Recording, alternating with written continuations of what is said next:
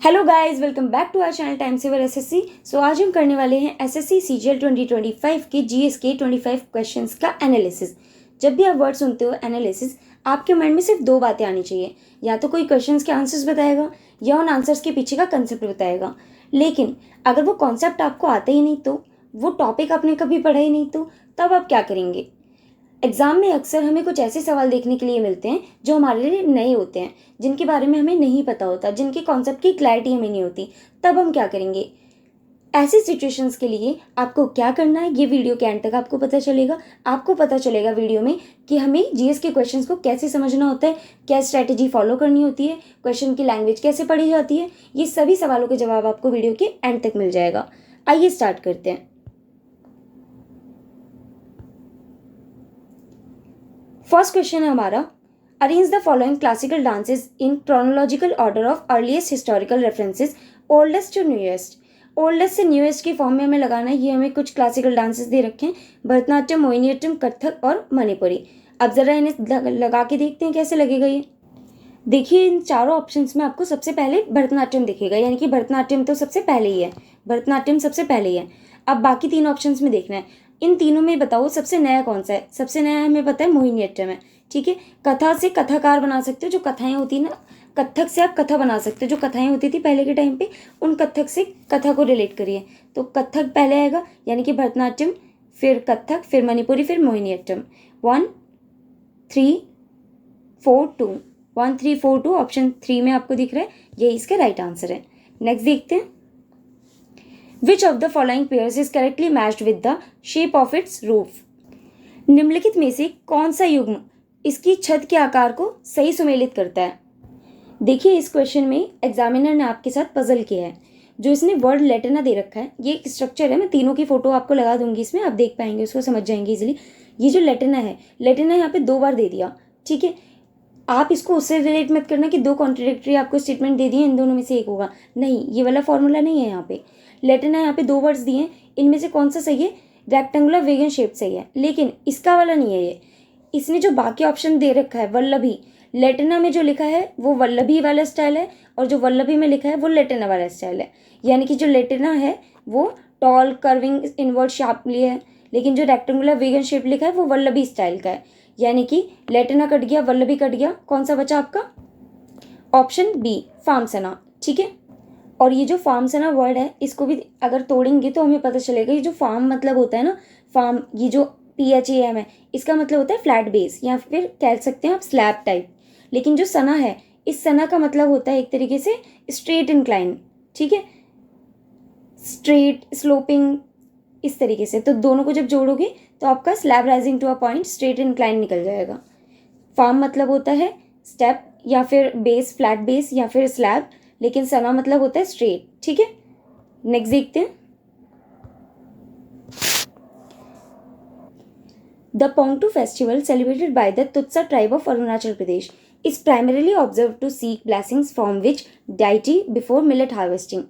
ये कहना चाहता है, अरुणाचल प्रदेश की तुत्सा जनजाति द्वारा मनाए जाने वाले पोंगटू महोत्सव मुख्य रूप से बाजरा की कटाई से पहले किस देवता के आशीर्वाद लेने के लिए मनाया जाता है, ठीक है। किसके लिए मनाया जाता है ये पूछा जा रहा है। अब आपको 4 ऑप्शन दे दिया, अगर आपने इसमें से कुछ भी नहीं पढ़ा, फिर भी आप क्या करेंगे, 50-50 पे पहुंच जाएंगे। क्यों, एग्जामिनर अक्सर क्या करता है, जब जो उसका आंसर होता है उससे मिलता जुलता एक वर्ड और दे देता है आपको एग्जाम में, ताकि आप कंफ्यूज होके, पजल होके कोई भी टिक कर दो। यहाँ पे 2 रंग से स्टार्ट होने वाले 2 ऑप्शन दे दिए इसने, रंग कोतक और रंग फरा, ताकि आप कंफ्यूज हो जाओ और इन दोनों में से कोई भी गलत चीज मार्क कर दो। क्योंकि जीएस में अक्सर बच्चे क्या करते हैं, आधा वर्ड याद कर लेते हैं, ठीक है। अगर आपने रंग रंग याद कर रखा है, या फिर आपने इन दोनों में से कुछ भी याद नहीं कर रखा, तो ये हमेशा के लिए ध्यान रखेंगे कि जो एग्जामिनर का माइंडसेट होता है, हमें वो समझना है कि वो किस माइंडसेट से पेपर सेट कर रहा है। तो एग्जामिनर का जो माइंडसेट होता है, वो अक्सर क्या करते हैं, आंसर के मिलते जुलते कोई आंसर भी दे देते हैं ऑप्शन में, ताकि बच्चा पजल होकर गलत टिक कर दे। तो बाकी 2 ऑप्शन तो आप एलिमिनेट कर दो यहीं से। अब पॉसिबिलिटी क्या होगी, 50-50। बी और सी में से जब भी आपको चूज करना होगा, तो आप हमेशा प्रेफरेबल जो ऑप्शन होता है वो बी को चूज करेंगे, ठीक है। नेक्स्ट देखते हैं,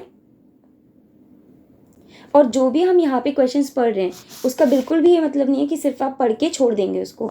आप पढ़ने के बाद उस बात को आगे के लिए ध्यान भी रखेंगे, ठीक है। कुछ वीडियोस के बाद हम इसके कंसेप्ट्स पे भी ध्यान दिया करेंगे ताकि आप और भी ज़्यादा चीज़ें सीख पाएँ। नेक्स्ट क्वेश्चन है आपका, इन 3 ताल of Hindustani classical music the खाली इज मार्क्ड ऑन डैश मात्रा।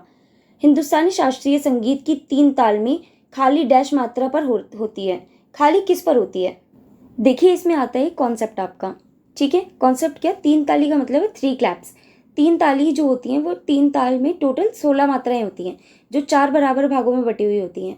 इनकी जो सीक्वेंस होता है वो कौन सा होता है? 1, 5, 9, 13 और चारों ही आपको ऑप्शन में दिए हुए हैं, ठीक है। अब आपसे क्या पूछा है इसमें से खाली किस पे मार्क्ड होता है? ये जो चारों पार्ट्स होते हैं इनमें जो पहला पार्ट होता है फर्स्ट, इसे सम भी बोलते हैं, SAM, और इसमें सिर्फ एक ताली होती है। 2 में 5 वाली मात्रा में 2 ताली आती हैं, लेकिन तीसरे वाले को खाली कर देते हैं, ठीक है। जिसमें 9 मात्राएं हैं उसे कर देते हैं खाली। और फिर जो 13 वाला है इसमें आती है 3 ताली, 1 ताली, 2 ताली, फिर तीसरा वाला खाली और चौथे पे 3 ताली। समझ गए? ये आगे के लिए ध्यान रखना। नेक्स्ट देखते हैं, Why is the weight and circumference of a cricket ball strictly regulated in official matches? आधिकारिक मैचों में क्रिकेट गेंद के वजन और परिधि को सख्ती से नियंत्रित क्यों किया जाता है? ठीक है, अब इसके ऑप्शंस दे रखे हैं हमें कुछ, वो देख लेते हैं। फर्स्ट ऑप्शन है heavier ball suit bowlers, lighter one suit batsman, so balance is needed. भारी गेंद गेंदबाजों के अनुकूल होती है और हल्की गेंदें बल्लेबाजों के अनुकूल होती हैं, इसलिए संतुलन की जरूरत पड़ती है। सेकंड ऑप्शन दे रखे हैं variation affect bounce swing and fairness on standard pitches. विविधताएं मानक पिचों पर उछाल, स्विंग और निष्पक्षता को प्रभावित करती है। थर्ड ऑप्शन है ICC mandates it to cut cost and simply logistics. ICC ने इसे लागत में कटौती और रसद को सरल बनाने का काम सौंपा है। चौथा है only red balls follow this, white balls have separate norms. केवल लाल गेंदें ही इसका पालन करती हैं, सफ़ेद गेंद के लिए अलग मानदंड है। पहली बात, आपको मैंने हमेशा सिखा रखा है कि जब भी आपको किसी लाइन में एग्जैक्ट वर्ड मिल जाए, एक्सट्रीम वर्ड मिल जाए, तो आप उसको पहले काट देना। ओनली वाले तो देखते ही काट दो, ओनली कट गया। अब बाकी 3 में से आपका कोई आंसर हो सकता है। ऑप्शन 3 क्या बोल रहा है? इसके कीवर्ड उठाओ, कट कॉस्ट एंड लॉजिस्टिक्स। अब ये जो दोनों कीवर्ड्स हैं ये तो आउट ऑफ कॉन्टेक्स्ट वाली बात हो गई। स्पोर्ट्स में बॉल का वेट या साइज के रूल्स गेम प्ले के लिए होते हैं, पैसा बचाने के लिए नहीं होते, तो ऑप्शन 3 भी हमारा नहीं हो सकता। अब ऊपर वाले दोनों बचे हैं। आप एक चीज़ ध्यान रखना, जब भी किसी चीज़ की इंपॉर्टेंस की बात हो रही है तो उसमें कभी भी पार्शियलिटी नहीं चलती, फेयरनेस चलती है। फर्स्ट ऑप्शन में आपको पार्शियल दिखा दिया, हैवी बॉलर्स बॉलर और बैट्समैन के लिए अलग अलग टाइप की बॉल दिखा दी, इसमें पार्शियलिटी दिखा दी। पार्शियलिटी को हटा दो। फेयरनेस वाला जो भी चीज़ें होती हैं वो हमेशा सही होती हैं। जब भी आपको ऑफिशियल वर्ड देके कोई भी सवाल बनेगा तो उसमें फेयरनेस की नीड पड़ेगी। किसकी? फेयरनेस की, ठीक है। चारों चीज़ें मैंने बता दी। फोर्थ क्यों नहीं हो सकता? ओनली की वजह से। थर्ड क्यों नहीं हो सकता? आउट ऑफ कॉन्टेक्स्ट बात चलेगी। फर्स्ट क्यों नहीं हो सकता? पार्शियलिटी हो रही है उसमें, और क्वेश्चन में आपको स्पेसिफिक बता रखा है ऑफिशियल मैचेस में, ठीक है, तो वो वाला भी हट गया। तो ऑप्शन 2 बोल रहा है फेयरनेस की तरफ, तो हम फेयरनेस की तरफ जाएंगे।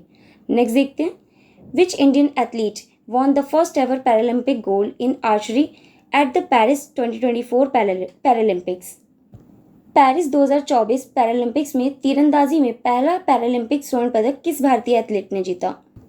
देखिए इसको 2-3 तरीके से कर सकते हो, वैसे तो बहुत इजी सवाल है, ये फेमस भी था। ये जो प्रीति पाल है ये स्प्रिंटर है, कोई आर्चर नहीं है, तो पहले तो ये हटा दो। फिर उसके बाद जो शीतल देवी और राकेश शर्मा, इन दोनों ने ब्रॉन्ज जीता था, ना कि गोल्ड। और गोल्ड किसने जीता था? हरविंदर सिंह ने, ये आपने पढ़ा हुआ होगा। दूसरी चीज़, अगर जो नेम्स होते हैं, नेम्स में अगर आपको कभी नहीं समझ में आता है, कुछ ऐसे नाम आ जाते हैं जिनके आप पे सेंस भी नहीं लग पा रहा है, तो आप हमेशा मोस्ट प्रेफरेबल आंसर मानेंगे बी को, ठीक है। किसमें? सिर्फ नेम्स वाले में, जब भी ऐसे नाम पूछे जाते हैं किसी के। नेक्स्ट देखते हैं, which city hosted the meeting of BRICS ministers of foreign affairs on 4 जून 2018। 4 जून 2018 को ब्रिक्स विदेश मंत्रियों की बैठक किस शहर में आयोजित की गई? ये भी बहुत प्यारा सवाल है। सवाल प्यारा क्यों है? आप इसका नाम देखो, ब्रिक्स। आपको पता है ब्रिक्स की फुल फॉर्म क्या है? Brazil, Russia, India, China, south Africa, ठीक है। इंडिया ने कब होस्ट किया था? इंडिया की बात है, हम इंडिया में रहते हैं, हमें पता होना चाहिए एज ए करेंट अफेयर, ठीक है। तो इंडिया ने किया था 2016 में होस्ट। कब किया था? 16 में होस्ट। जब इंडिया ने 16 में किया, इसका ना हर साल अगला वाला होस्ट करता है, तो अगले साल 17 में चाइना ने किया, उसके बाद 18 में किसने किया? साउथ अफ्रीका ने। तो इसका आंसर क्या हो जाएगा? A. Option A is the right answer. Next देखते हैं, which of the following best describes the theme of the book hot stage. निम्नलिखित में से कौन सा कथन हॉट स्टेज पुस्तक के विषय का सबसे अच्छा वर्णन करता है। देखो ये कितना बढ़िया सवाल है। क्वेश्चन में क्या बोला, हॉट स्टेज, कीवर्ड उठाना है हॉट स्टेज, ठीक है। अब इसके ऑप्शंस एलिमिनेट करते हैं। सबसे पहले हॉट स्टेज में हॉट का मतलब होता है करंट, ठीक है। जब भी हम कहते हैं हॉट टॉपिक है ये तो आज का, हॉट न्यूज़ क्या है सबसे, तो इसका मतलब होता है कि करंट या फिर मॉडर्न चीज़ की बात कर रहे हैं। तो हिस्टोरिकल तो दोनों हट जाएंगे, ठीक है। हिस्टोरिकल अकाउंट भी हट जाएगा और एंशियंट इंडियन माइथोलॉजी भी हट जाएगा। तो एंशियंट और हिस्टोरिकल की बात नहीं हो रही। फिर ये बात करें हिमालयस की, हिमालयस का हॉट स्टेज से कोई सा भी दूर दूर तक कोई लेना देना नहीं है। ट्रैवलॉग की भी बात करें, ट्रैवल का हॉट स्टेज से कोई संबंध नहीं दिख रहा हमें, है ना। लेकिन जब आप पहले वाले ऑप्शन को देख रहे हो, a collection of modern Indian place on social issues, social issues क्या हो गए, हॉट टॉपिक हो गया। स्टेज क्या हो गया, प्लेस से संबंधित हो गया। तो दोनों कीवर्ड्स कनेक्ट हो गए ना। इसका राइट आंसर क्या हो जाएगा, ऑप्शन ए। नेक्स्ट देखते हैं, which of the following is not typically considered a weather element. निम्नलिखित में से किसी सामान्यतः मौसम तत्व नहीं माना जाता।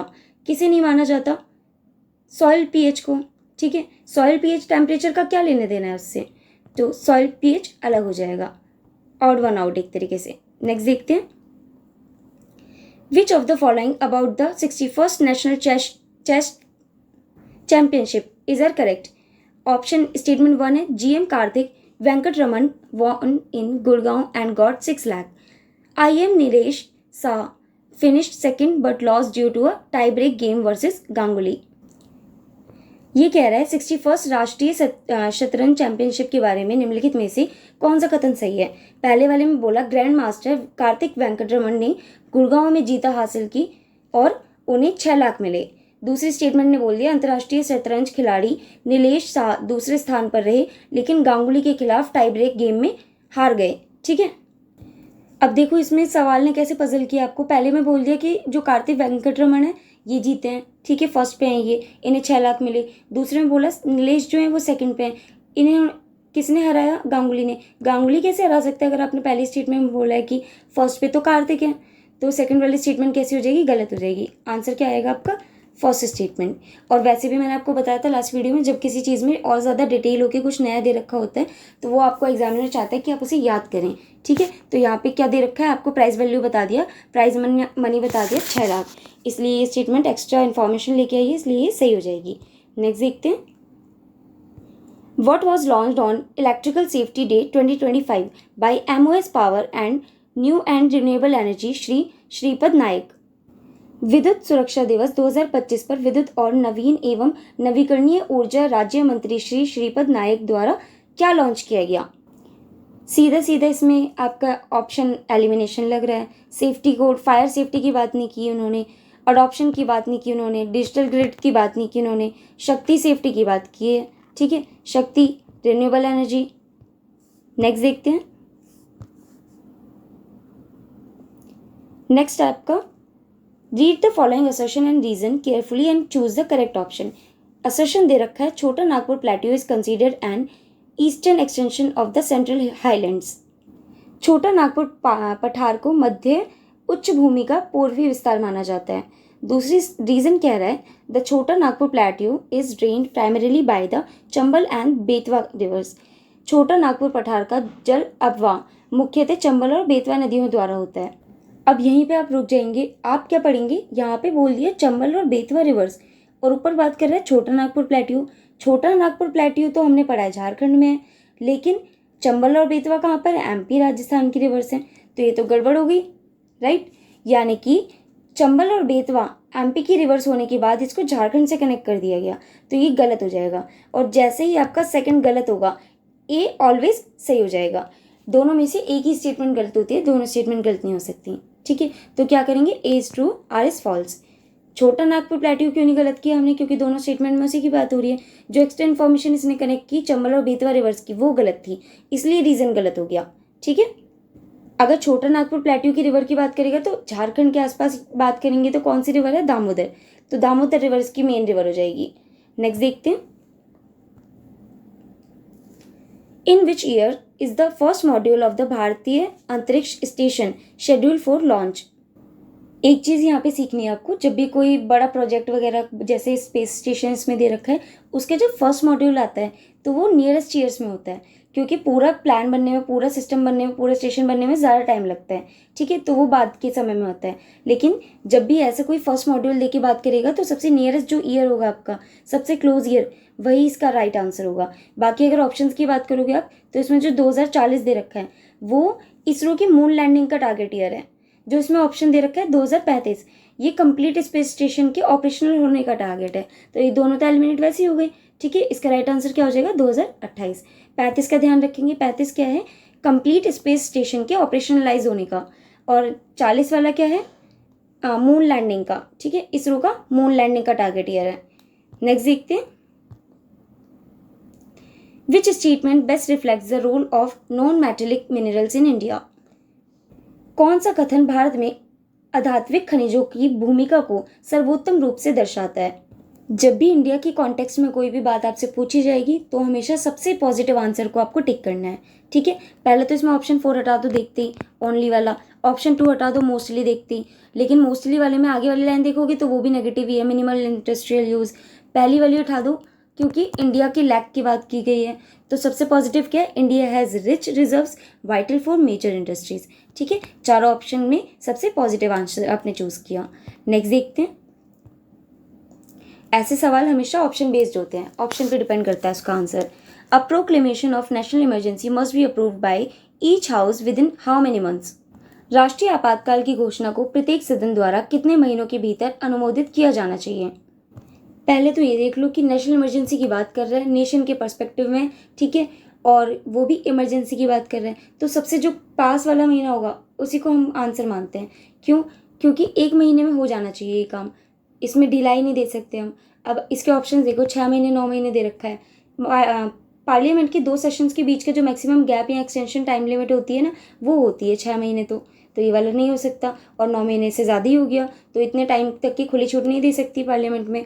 अब 3 महीने की बात करेंगे, 3 महीने जनरली बेल का या फिर प्रिवेंटिव डिटेंशन का टाइम पीरियड होता है, इसलिए ये भी एलिमिनेट हो गया, ठीक है। तो आंसर क्या हो जाएगा आपका? 1 महीना। आगे के लिए हमेशा ध्यान रखेंगे तीनों चीज़ें जो मैंने बताई, 1 महीने के लिए, 3 महीने के लिए और 6 महीने के लिए। नेक्स्ट देखते हैं, ये भी असर्शन रीजन वाला क्वेश्चन है। The polar satellite launch vehicle is widely recognize as the work horse launch vehicle of ISRO. Reason दे रखा है, PSLV is highly versatile capable of launching a diverse range of payloads into various earth orbits including earth observation, small geosynchronous and navigation satellites, and boast an exceptionally high mission success rate across its different variant। अब इस सवाल में बहुत पूरा detail में समझने की कोशिश करोगे, कुछ समझ नहीं आएगा। अब इसमें कीवर्ड्स उठाओ। फर्स्ट असर्शन में कीवर्ड्स क्या है? वर्क होर्स, ठीक है। वर्क होर्स का मतलब होता है जो सबसे ज़्यादा काम आता है। रीजन में क्या है? वर्सेटाइल, यानी कि जो हर तरह के काम में एक्सपर्ट होता है। फिर इसमें और क्या है? डाइवर्स रेंज ऑफ पेलोड्स, है ना। इसका मतलब क्या? अलग अलग सैटेलाइट्स। हाई सक्सेस, कहाँ लिखा है ये? हाई मिशन सक्सेस रेट, है ना, यानी कि हर बार सफल होना। तो ये जो जितने भी कीवर्ड्स हैं, क्या ये रिलेटेबल नहीं है एक दूसरे से? और जब भी दो स्टेटमेंट के कीवर्ड्स मैच होते हैं तभी वो आंसर आपका सही हो जाता है, यानी कि इसकी दोनों स्टेटमेंट सही हैं और आर सही एक्सप्लेनेशन है ए का, ठीक है। तो ये बात हमेशा ध्यान रखेंगे, जब भी ऐसी कोई स्टेटमेंट आए जो थोड़ी टिपिकल हो या आपको पढ़ के समझना आए तो उसके कीवर्ड्स को मैच करने की कोशिश करें। नेक्स्ट देखते हैं, which of the following is true regarding the Anglo Indian representation in state assemblies. देखिए, इस सवाल में दो तरीके से हो सकता है। आपको सवाल पढ़ते ही आपको पता चल रहा है इसमें दो ऑप्शंस जो हैं बिल्कुल सिमिलर हैं एक दूसरे के, बस इसमें अमेंडमेंट एक्ट आपको अलग अलग दे रखे हैं, 42 और 104। आंसर की पॉसिबिलिटी है कि इन दोनों में से एक आंसर होगा। बाकी हटाते हैं। सबसे पहले फोर्थ वाले में दे रखा है इलेक्टेड। एंग्लो इंडियन मेंबर्स को इलेक्ट कब से करा जाने लगा? ये तो नॉमिनेशन मेथड है। एंग्लो इंडियन रिजर्वेशन हमेशा नॉमिनेशन से जुड़ा होता था, तो ये तो गलत हो गया। फर्स्ट दे रखा है स्टिल नॉमिनेट्स, अब तो नॉमिनेट नहीं किया जाता, और स्टिल एक तरीके का क्या है? एक्सट्रीम वर्ड है, इसलिए दोनों को हटा दो।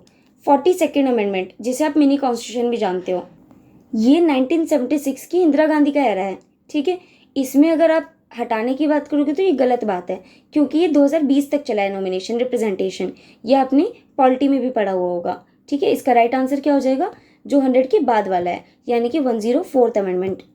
ये कंफ्यूज कब होते हैं अब इसमें, जब आपके ऑप्शंस होते हैं 104, 103, 102, 105 अमेंडमेंट नंबर्स, तब आप इसमें कंफ्यूज हो सकते थे, तब आपको एग्जैक्ट पता होने की नीड थी, लेकिन ये आप इजीली समझ के कर सकते हो। नेक्स्ट देखते हैं, which of the following changes has भारतीय नागरिक सुरक्षा संहिता ब्रॉट टू क्रिमिनल प्रोसीजर। भारतीय नागरिक सुरक्षा संहिता ने आपराधिक प्रक्रिया में निम्नलिखित में से कौन सा परिवर्तन लाया है। BNSS के लिए मैंने आपको पहले भी बताया था, इन्होंने सब चीज़ें क्या की, डिजिटलाइज की हैं। ठीक है, सब चीज़ें क्या कर दी हैं, डिजिटलाइज कर दी। हमें क्या ऑप्शन दिख रहा है डिजिटलाइज से रिलेटेड, एक ही ऑप्शन दिख रहा है, वीडियो रिकॉर्डेड कन्फेशन। BNSS से रिलेटेड आप हमेशा ये बात ध्यान रखेंगे कि चीज़ों को, प्रोसीजर्स को क्या किया गया है, डिजिटलाइज किया गया है, ताकि चीज़ें और इजीली और ज़्यादा कॉन्फिडेंशियल रह सकें। नेक्स्ट देखते हैं, विच scheme supports financial services through postman. कौन सी योजना डाकियों के माध्यम से वित्तीय सेवाओं का समर्थन करती है। आप एक बात बताओ, मैंने आपको पहले भी बताया था ना कि जो हम शॉर्ट फॉर्म ढूंढते हैं वो कैसे ढूंढनी चाहिए, हमें शॉर्ट फॉर्म ढूंढनी चाहिए। जैसे पोस्टमैन ढूंढ रहे हैं तो पी किस किस में आ रहा है, इसमें स्टार्टिंग में पी नहीं, लास्ट वाला पी। अब देखो इन दोनों में तो नहीं है लास्ट में पी, इन दोनों में से कोई हो सकता है। अब इसकी अगर फुल फॉर्म बनाने की कोशिश करोगे तो अब क्या बनेगी, ठीक है, फर्स्ट वाली स्टेटमेंट में फर्स्ट वाले ऑप्शन में आ रहा है लास्ट में पी, यानी कि लास्ट में। आपको पहले से पता है कि जब भी किसी स्कीम की या फिर किसी गवर्नमेंटल पार्टी की बात होती है, पार्टी यानी कि किसी सर्विस की बात होती है, तो स्टार्टिंग और एंडिंग वर्ड जो होता है वो उससे रिलेटेड होता है। जैसे नेशनल हो गया, या फिर डेवलपमेंट हो गया, या फिर प्राइम मिनिस्टर हो गया, है ना, लास्ट में प्रोग्राम, पॉलिसी, सर्विस, है ना। तो ये ऑप्शन तो नहीं हो सकता, तो ऑप्शन क्या बचा आपका, IPPB। हमेशा ऐसी ट्रिक्स को ध्यान रखो, ये ट्रिक्स हैं लेकिन सेंस बेस्ड ट्रिक्स हैं जो आपके काम आ सकती हैं। ठीक है, आपने क्या देखा, पोस्टमैन है, पी से बननी चाहिए आपकी, तो इन दोनों में पी लास्ट में आ नहीं रहा, पहले आया है, पहले का मतलब होता है प्रधानमंत्री। ठीक है, फिर सेकंड वाली देखोगे ऊपर वाली, तो ऊपर वाली में लास्ट में आया है, इसका मतलब मैक्सिमम टाइम हो सकता है पॉलिसी या फिर प्रोग्राम। फिर सेकंड वाला ऑप्शन बचता है जिसकी फुल फॉर्म क्या है, इंडिया पोस्ट पेमेंट बैंक्स। अब इसमें क्या है, PP आया है और लास्ट में फिर से क्या है, कोई नॉर्मल जनरल सर्विस आई है, B यानी कि बैंक। नेक्स्ट देखते हैं, Kalbelia dance represent the movement of snakes. ये बहुत बार पढ़ा रखा है आपको, एग्जैक्ट आंसर है ये। नेक्स्ट देखते हैं, according to the IMD world competitiveness ranking 2025, which dimension does the country Switzerland hold first position in for both 2024 and 2025।